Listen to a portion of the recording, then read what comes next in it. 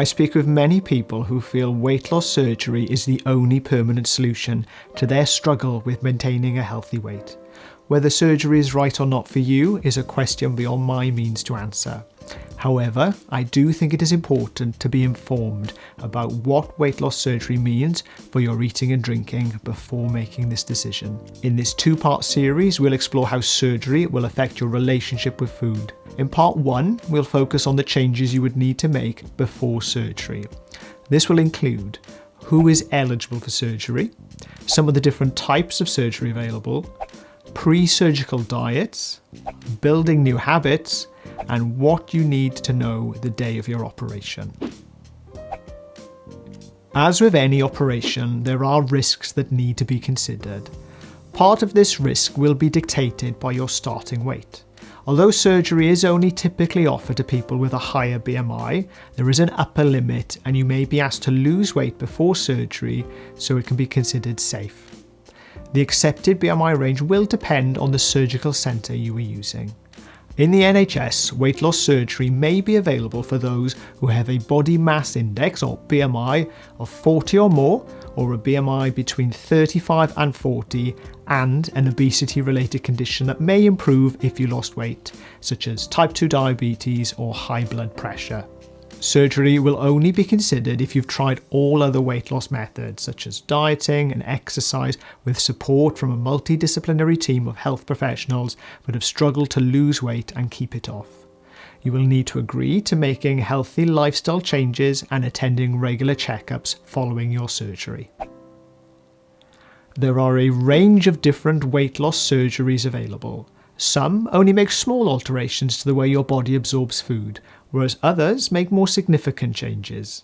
In this video, we will focus on the gastric bypass and sleeve gastrectomy, as these make anatomical changes to the way your digestive system works, and will have the biggest effect on your future diet.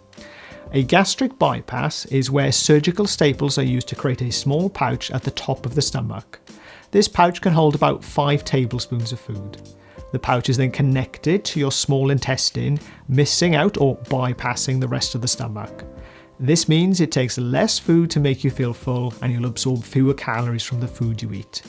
The procedure usually takes between 2 and 3 hours to complete. A sleeve gastrectomy is where a large part of the stomach is removed, so it's much smaller than it was before, reducing its capacity by about 80%. This means you cannot eat as much as you could before surgery and you feel fuller sooner.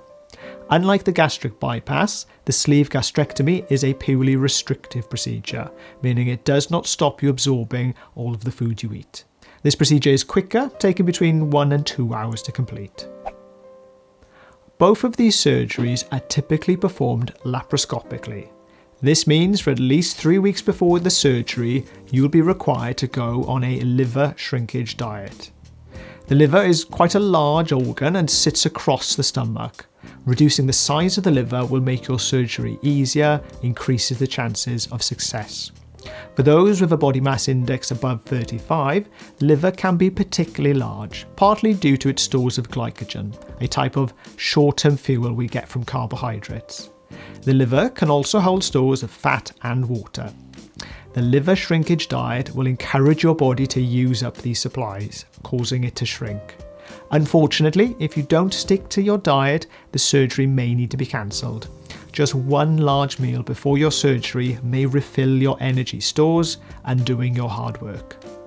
So what does this diet involve? Typically, people are advised to aim for a low-calorie diet comprising 800 to 1,000 calories per day. With what is likely to be a significant reduction below your requirements, this diet will be low in both carbohydrate and fat, with the former helping to use up your liver glycogen stores. Despite this significant reduction, it's still important to ensure you are eating a range of essential nutrients, as this will help your body recover following surgery.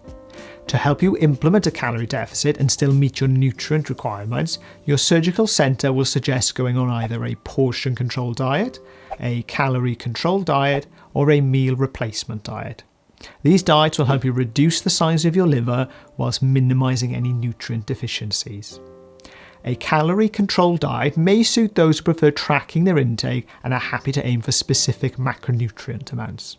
On the other hand, a meal replacement diet will be the simplest approach, as the meal replacement products contain all the essential nutrients. However, you may feel like you are missing out on real food during this time. Finally, the portion control plan is a great way to get into the mindset of choosing whole foods, which will support your weight loss post-surgery. This is what we'll focus on in the rest of this video. A typical plan could include the following food groups, specific foods, and portion sizes.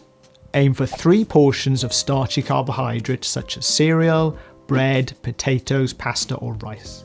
You will need to avoid high fat or high sugar carbohydrates such as biscuits, cakes, crisps, pastries, cereals with higher amounts of added sugar, and foods cooked in fat. Try and choose whole grain or wholemeal options as often as you can. These will include more fibre, helping you stay fuller longer, and promote a healthy gut microbiome. Try to get 2 portions of protein foods such as very lean cuts of meat, fresh white fish or tinned tuna in spring water or brine, and eggs. You can also count very low-fat cheeses such as cottage cheese, cheddar, and cheese spreads towards your protein portions. If choosing vegetarian sources such as corn, tofu, beans, pulses, or peas, you can increase these to 3 per day, as these will have less protein.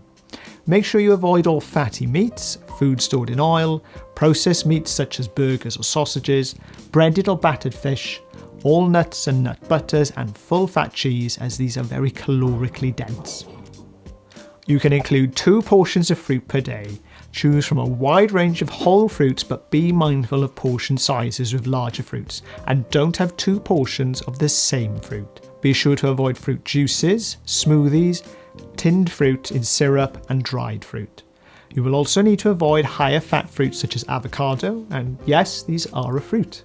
The majority of your food volume should come from non-starchy vegetables and salads. Aim for 3 to 5 portions of food such as carrots, lettuce, cucumber, pepper, mushrooms, and onions. You will need to avoid vegetables higher in starchy carbohydrates such as sweet potatoes, sweet corn, peas, butternut squash, and beetroot, as these are higher in calories as well. Aim to include 2 portions of milk to help you meet your calcium requirements. Be sure to choose semi or skim milk, or if going for soya or other plant-based milks, make sure these are fortified with calcium and are the unsweetened version. This diet does not allow for whole milk or other high-fat dairy products such as Greek yogurt. As I noted earlier, developing new eating habits before surgery will make the whole process less stressful. Therefore, make sure you spread your food allowance throughout the day. Try to avoid eating 1 or 2 very large meals and take your time to chew your food thoroughly. Ideally, mealtime should last at least 20 minutes. You may also find it helpful to use smaller plates to help manage portion sizes. Also, make sure you are always well hydrated. This will help stop any confusion between hunger and thirst, which is not uncommon.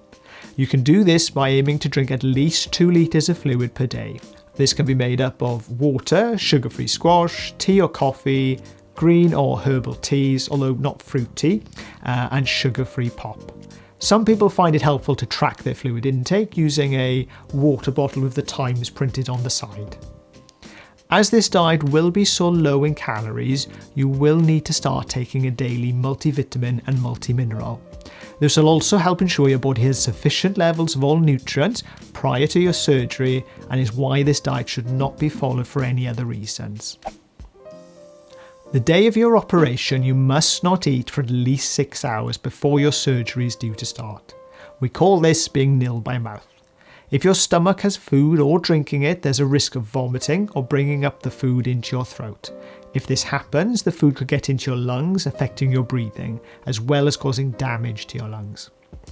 The amount of time you have to fast, that is, go without food or drink, before you have your operation will depend on the type of operation you're having. However, it is usually at least 6 hours for food and 2 hours for fluids. You'll be told how long you must fast for before your operation by your surgical team. As you can see, weight loss surgery is not for everyone. The procedure requires you to make significant changes just to be eligible. Recently, many people have started turning to weight loss medication as a less invasive alternative to surgery. In this video, I explore one of the newest weight loss medications to hit the market. In part 2 of this series, we'll take a look at the immediate and longer term dietary changes surgery will mean for you. Thanks for listening, and I'll see you in the next video. Cheerio!